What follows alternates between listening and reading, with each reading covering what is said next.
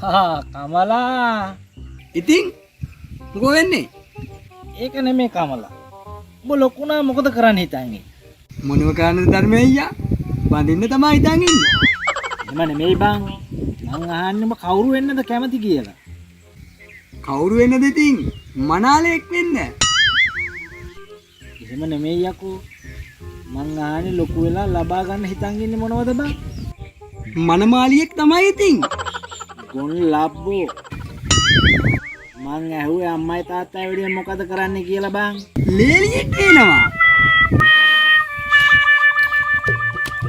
වල් බල්ලෝ.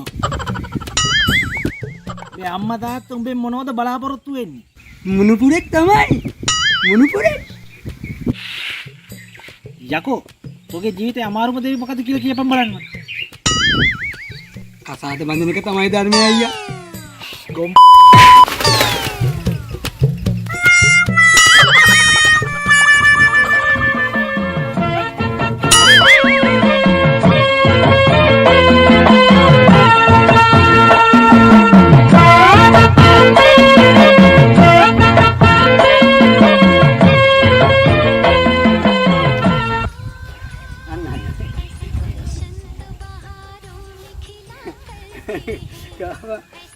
හරි.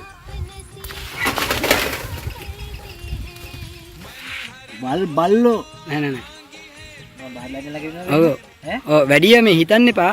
එහෙම එක ෂොට් එකක් ගොම්